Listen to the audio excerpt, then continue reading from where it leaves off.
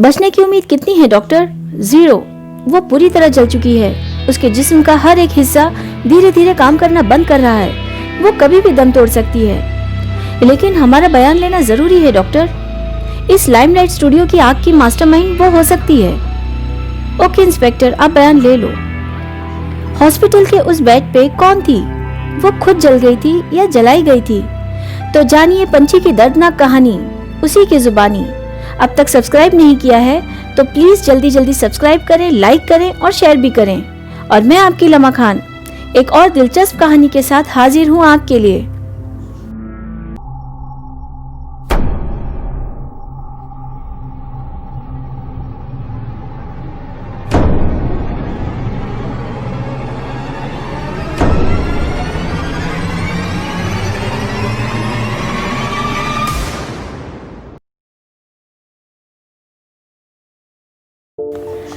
Recording machine के साथ police ने बयान लेना शुरू किया और उससे पूछा, कौन हो तुम?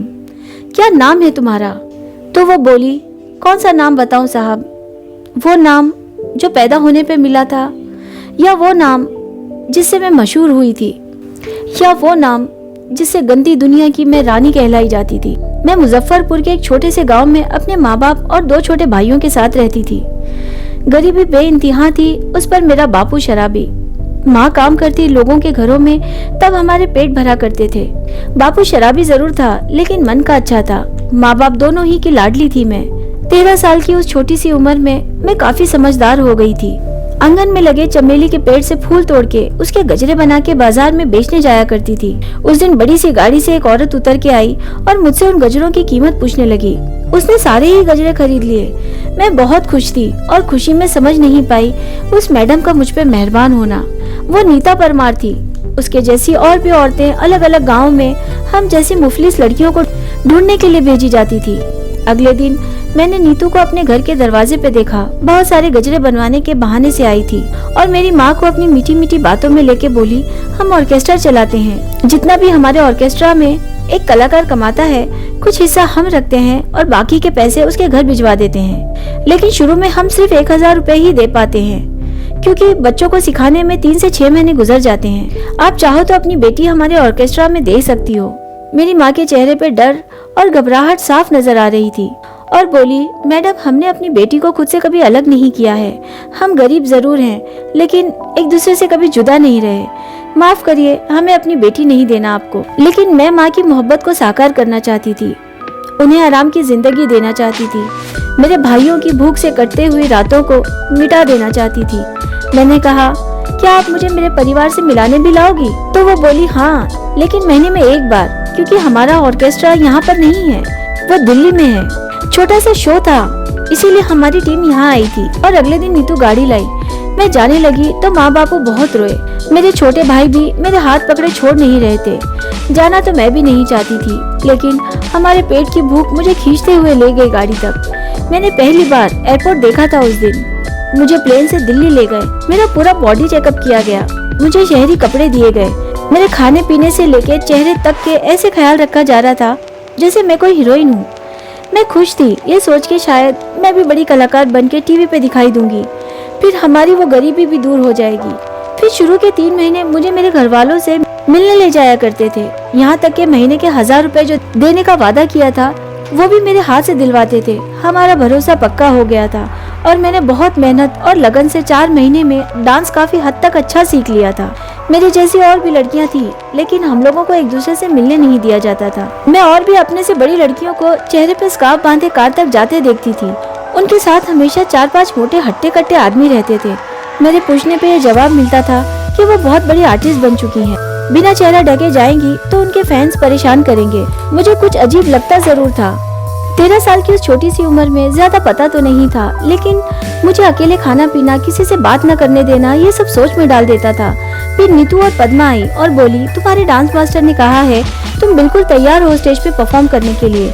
2 दिन बाद नागपुर में अपना शो है और तुम भी हिस्सा ले रही हो इस शो में। कम से कम 20 लड़कियां गई थी, लेकिन परफॉर्म सिर्फ 9 लड़कियों ने किया। बाकी की कहाँ है, ये मैंने बॉडीगार्ड से पूछा तो वो आंख दिखाते हुए बोला, तू अपने काम से मतलब रख। बड़े ही शानदार तरीके से हमारे शो किए जाते थे। धीरे धीरे मैं बेहतरीन डांसर बन गई। मुझे मेरे घर वालों से मिलने भेजते थे।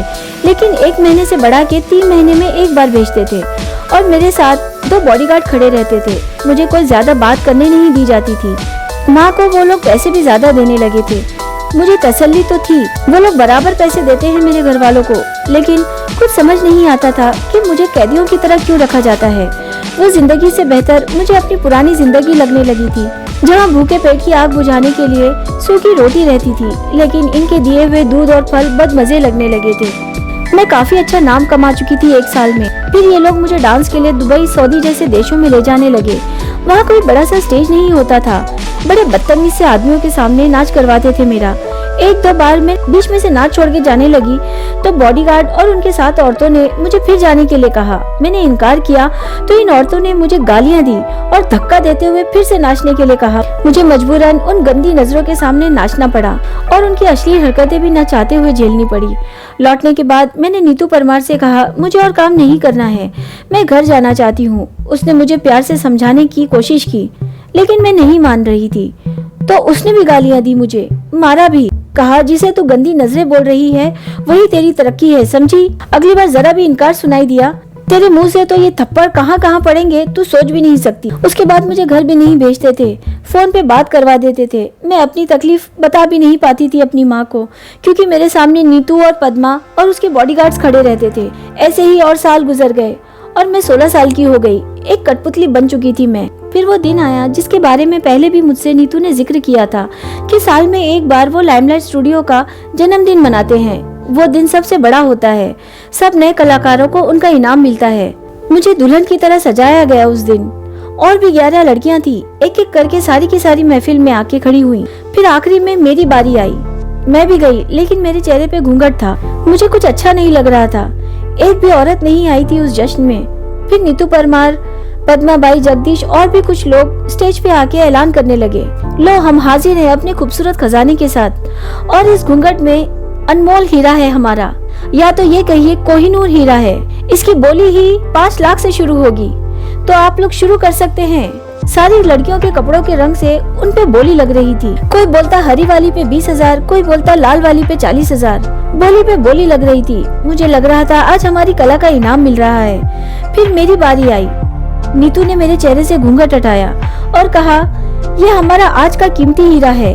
कोई है इसकी कीमत 5 लाख लगाने वाला? किसी ने 5 लाख कहा तो किसी ने 5,10,000 कहा, किसी ने 5,15,000 कहा, और सबसे ज्यादा कीमत लगाने वाला 53 साल का वो सेठ 5,30,000 में मेरी बोली लगा के मेरा मालिक बन गया। मैं नहीं जानती थी मेरा खूबसूरत होना गुनाह था मेरे लिए। जब मेरा हाथ उस आदमी के हाथ दिया गया तब मैंने अपने हाथ पीछे खींच लिए और भागने की भी कोशिश की। मुझसे पहले भी जिनकी बोली लगी थी उन्होंने भी विरोध किया था, लेकिन उन्हें हंटर से मारते हुए उस खरीदार को सौंप दिया गया था। इसलिए मुझे भी अंदाजा हो गया था कुछ गलत होने का। मैंने जोर जोर से चीख लगाई। जिस तरफ भागने की कोशिश करती उस तरफ बॉडीगार्ड खड़ा था। मुझे उस महफिल में कोड़े मारे गए। मैंने फिर भी हार नहीं मानी, लेकिन वो लोग खींचते हुए मुझे ले गए। मैं जख्मी हो गई थी उन कोड़ों की मार से और हार माननी पड़ी मुझे। फिर ये सिलसिला यूं ही चलता रहा। मैं यूं ही जीते जी पल पल मरते जा रही थी। बहुत जालिम लोग थे सारे के सारे। मुझे जलती हुई सिगरेट का चटका भी दिया जाता था जब जब मैं इनकार करती थी। फिर एक दिन किसी ने लाइमलाइट स्टूडियो की कंप्लेंट कर दी तो पुलिस इन्वेस्टिगेशन हुई। कुछ नई लड़कियों को सामने रख के ये बताया उन लोगों ने कि ये गरीब घर की बच्चियां हैं, हम इनके घर पैसे भेजते हैं, इनके माँ बाप ने खुशी से भेजा है इन्हें। पुलिस ने काफी तफ्तीश की, लेकिन उन्हें कुछ हाथ नहीं लगा, क्योंकि हम तो वहाँ से हटा दिए गए थे। स्टूडियो के प्रैक्टिस हॉल के पीछे टॉयलेट के बाहर जो जमीन है उसके नीचे गुप्त कमरे हैं। हमें उन कमरों में छुपा दिया गया था। वहाँ जाने के बाद मेरी मुलाकात रूबी, शिखा, दीपा और अन्नू से हुई। वहाँ 12 से 13 साल की 7-8 लड़कियां भी थी, जिन पे मुझे अफसोस हो रहा था। इतने में अन्नू अपना पैर सहलाने लगी और आंसू भी बह रहे थे उसके। मैंने पैर की तरफ देखा तो पैर नीला पड़ा था, बुरी तरह सूजा हुआ भी था। मैंने पूछा क्या हुआ, तो बोली मैं इस गंदगी से थक गई हूँ, मेरा ज़मीर अंदर ही अंदर मुझे गालियाँ देता है, इसीलिए मैं भाग जाना चाहती हूँ। मैंने भागने की कोशिश की तो मुझे जानवरों की तरह मारा उन लोगों ने। मैंने भी अपना दर्द बताया कि मुझे भी इस गंदगी से निकलना है। फिर सब लड़कियाँ अपनी अपनी तकलीफ बताने लगी। सभी भाग जाना चाहती थी।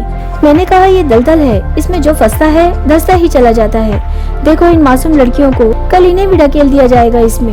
तो अन्नू बोली इस साल 15 से 16 साल की कोई लड़कियां नहीं है, इन्हीं लड़कियों की बोली लगेगी जलसे में। मैंने कहा नहीं, हम ये नहीं होने देंगे। हमें इस दलदल को जला के खाक करना है ताकि और कोई लड़कियां इसके भंवर में न फंसे। तो सबने कहा ये नामुमकिन है, यहाँ लड़कियों से ज्यादा तो गार्ड्स हैं। मैंने फिर अन्नू से पूछा, तुम भागने की कोशिश कर रही थी, क्या तुम्हें यहाँ से बाहर जाने का गुप्त रास्ता पता है? अन्नू ने बताया, हाँ पता है, जिससे हम आजाद हो सकते हैं। मैंने प्लान बनाया और उन्हें समझाया कि हम बड़े पैसे वाले आदमियों के पास भेजी जाती हैं। हर बार हमें थोड़ी थोड़ी शराब मांग के या चुरा के जैसे भी ला सकते हैं वैसे अपनी बोतलों को भरनी है और उसके साथ माचिस या लाइटर का भी इंतजाम करना है। हमारे पास 6 महीने हैं। कतरे से समंदर जलाएंगे हम। 4 से 5 बोतलें हम कैसे भी जमा कर सकते हैं। अगर पकड़े गए तो हमें पीने की आदत हो गई है, नाटक करेंगे और ये पहली और आखिरी मुलाकात है अपनी। इसके बाद हम एक दूसरे से मिल भी नहीं पाएंगे, इसीलिए सारा प्लान आज ही दिमाग में रख लो। 30 दिसंबर को जलसा होगा। उस दिन कोई लड़कियां बाहर नहीं भेजी जाती हैं क्योंकि खरीदार खुद यहीं चल के आ जाते हैं और जलसा खत्म होने के बाद दूसरी लड़कियों की बिक्री होती है। लगभग 1 बजे के बाद जलसा खत्म होता है। हम बराबर 9:45 पे अपने अपने कमरे में शराब डाल देंगे और आग लगा के बाहर आ जाएंगे और सब जगह शराब बिखेरते हुए नीचे डांसिंग हॉल तक आएंगे और हॉल के बाहर जो इलेक्ट्रिक रूम है जहाँ से पूरे स्टूडियो में इलेक्ट्रिसिटी जाती है उसमें भी शराब डाल देंगे। तो अन्नू बोली, लेकिन इसमें तो कोई नहीं बचेगा, सभी जल जाएंगे। तो दीपा बोली, वैसे भी हम कहाँ जिंदा हैं, बस जी रहे हैं, पल पल मरने से अच्छा है एक बार में खत्म हो जाए हम। तो अन्नू बोली, ये छोटी लड़कियाँ, इन्हें भी क्या जल जाना पड़ेगा? तो मैंने कहा, नहीं, ये सारा प्लान इन्हीं बच्चियों के लिए है, हमें कुछ भी करके इन्हें आजाद करना है। फिर अन्नू ने वहाँ से बाहर निकल के भागने का रास्ता बताया कि स्टूडियो से बाहर निकल के उल्टे हाथ की तरफ खाई है, उसे पार करके दूसरा रास्ता आ जाएगा। वो रास्ता कहाँ का है नहीं पता, लेकिन ये स्टूडियो से बहुत दूर ले जाएगा सबको। मैंने समझाया कि उस आग से बचने के बाद सब भागना शुरू करेंगे, ना तो कोई पलट के देखेगा, ना तो कोई एक दूसरे का इंतजार करेगा, बस अपनी जान बचा के भागेगा। फिर खाई के बाहर वाला रास्ता जो पार कर लेगा वो सब मिलेंगे और पुलिस के पास भी कोई नहीं जाएगा, वो भी सब मिले हो सकते हैं इनसे। शिखा बोली, हम सब आशुतोष चटर्जी के दफ्तर जाएंगे, हमें वहाँ पहले भी भेजा गया है इंटरव्यू के लिए। नीतू और पद्मा हमें सिखा के भेजा करती थी स्टूडियो की तारीफ करने के लिए। देश की हकीकत न्यूज़पेपर में वो छपता था, इसीलिए तो इस स्टूडियो का इतना नाम है। आशुतोष चटर्जी एक बहुत अच्छे इंसान है, उन्होंने बहुत कोशिश भी की थी हमसे स्टूडियो की सच्चाई जानने के लिए, लेकिन हम डरी हुई थी, इसीलिए हम कुछ बोल नहीं पाई। दुनिया समझती है ये लोग गरीब घर की लड़कियों को कला सिखाते हैं और उनकी रोजी रोटी का जरिया भी यही लोग बनते हैं, लेकिन मुझे रास्ता नहीं पता क्योंकि हमें गाड़ी से ले गए थे। अन्नू बोली, हम पूछ के कैसे भी पहुंच जाएंगे। हमने प्लान के हिसाब से बिल्कुल वैसे ही किया और हमने छोटी लड़कियों को उस दिन इन्वेस्टिगेशन के वक्त सब समझा दिया था कि जैसे ही आग की आवाज सुनाई देगी वैसे ही वो बताए हुए रास्ते पे अपनी जान बचा के भाग जाए। लेकिन मुझे और अन्नू को एक गार्ड ने देख लिया, वो सबसे जल्लाद था, उसने बहुत बेरहमी की थी पहले हमारे साथ। वो हट्टा कट्टा आके हम पे चीखने चिल्लाने लगा। मेरे हाथ में शराब थी, मैंने उसके मुंह पे फेंक दी, फिर उसने मुझे गालियां दी, थप्पड़ भी मारा। मैंने और शराब उस पे फेंकी और माचिस की जलती हुई तीली उस पे फेंक के आगे बढ़ गई अन्नू के साथ, लेकिन वो जलता हुआ ही जलसे के अंदर चला गया। तब तक स्टूडियो में भी आग भड़क चुकी थी, अफरा तफरी मच गई, सारे ग्राहक भागने लगे और मैंने और मेरी सारी साथियों ने जिन लड़कियों की बोली लग रही थी उन्हें भगाने में मदद की। सारी गेट के बाहर जाते हुए दिखी, लेकिन उसमें से एक लौट के बोली, 2 और लड़कियां हैं कमरे में, उनकी भी बोली लगनी है, उन्हें भी बचाओ। मैंने अन्नू से कहा शायद वो वही कोहिनूर हीरा है इन कुत्तों का, लेकिन नीतू और पद्मा ने मुझे पकड़ लिया। तो मैंने अन्नू से कहा तू भाग, वो नहीं जा रही थी। उसके साथ शिखा और दीपा भी आ गए। फिर उन तीनों ने मेरी मदद की नीतू और पद्मा से छुड़ाने में। हमारे अंदर लावा भरा हुआ था, जो मेहमानों के लिए शराब रखी हुई थी वो हम दोनों पे सारी की सारी डाल दी। वो हमारे हाथ जोड़ती रही और हमने उसे खींचते हुए आग की तरफ फेंक दिया। फिर हम कमरे में बंद लड़कियों को निकालने गए, देखा वो आग में फंसी हुई थी। हम चारों ने जैसे तैसे उन दोनों लड़कियों को भी बचा के बाहर निकाला। फिर हमें याद आया कि रूबी कहीं नजर नहीं आई। फिर हमने सोचा शायद भगदड़ में जान बचा के भाग गई होगी। आग हद से ज्यादा बढ़ चुकी थी। फिर इलेक्ट्रिक रूम भड़कने से आग का सैलाब आ गया था। हम भी बाहर बचते बचाते आ गए थे तो देखा लंगड़ाते हुए रूबी आई और उसने बताया कि करीब 10 से 15 लड़कियां और कैद है और मास्टर जी और कुछ गार्ड्स उसे दूसरे रास्ते से ले जा रहे हैं। हम चारों दौड़ी उस तरफ जहाँ मास्टर जी और लड़कियों के साथ गार्ड्स भी भागने के लिए गाड़ियों का इंतजाम कर रहे थे, क्योंकि गाड़ियाँ तो थी लेकिन उनकी चाबियाँ नहीं थी। मैंने उन लड़कियों से कहा बेवकूफो भागो, सिर्फ हाथ बंधे हैं तुम्हारे, पैर नहीं, इनसे क्या डर रही हो? सिर्फ 2 गार्ड्स हैं और एक मास्टर मिला के 3 और तुम 15 हो। तो मास्टर ने मेरे मुंह पे तमाचा मार दिया। मैं जमीन पे गिर गई तो सारी 15 लड़कियों के साथ मेरी 3 साथियों ने मारपीट शुरू कर दी। खूब मारा सबने गार्ड्स को। पुलिस आ गई इतनी देर में तो मास्टर बच के भागने लगा, लेकिन मैं उसे जाने कैसे देती, और पुलिस की गिरफ्त से भी वो ये बोल के छूट जाता कि मैं मास्टर हूँ। इसीलिए मैंने उसे उसी जलते हुए ऑर्केस्ट्रा में धक्के मारते हुए फेंक दिया, लेकिन उसने मेरा पैर पकड़ लिया। मैं फिर भी कोशिश कर रही थी बचने के लिए, लेकिन मैं आग में बुरी तरह फंस गई थी। पुलिस ने पूछा, लेकिन जब हम आ गए थे तो तुमने मास्टर को क्यों मारा? क्योंकि वो मास्टर नहीं था, सिर्फ वही मास्टरमाइंड था, वो मालिक था इस ऑर्केस्ट्रा का। पुलिस ने पूछा, लेकिन तुम्हें कैसे पता वो मास्टरमाइंड यही है? वो आगे कुछ बोलने चली, लेकिन उसकी सांसें रुक गई और वो पंछी आजाद हो गई इस गंदी दुनिया से। फिर ये बात रूबी ने बताई कि उसने मास्टर को गार्ड्स को हुक्म देते सुन लिया था। वो लोग उसे बॉस बोल रहे थे। और दीपा ने भी ये बताया कि जब पद्मा और नीतू को जला रहे थे तब वो जलते हुए यही बोल रही थी, हमें क्यों जला रहे हो, हम तो नौकर हैं, मास्टर को पकड़ो, वही बॉस है। जो लड़कियां आशुतोष चैटर्जी के दफ्तर पे पहुंच गई थी उन्हें उनके घर वालों को सौंप दिया गया, और जो लड़कियां आग से बच गई थी उन्हें अन्नू, दीपा और रूबी के साथ महिला आश्रम भेज दिया गया। कुछ दिनों के बाद उन्हें भी उनके घर भेज दिया जाएगा।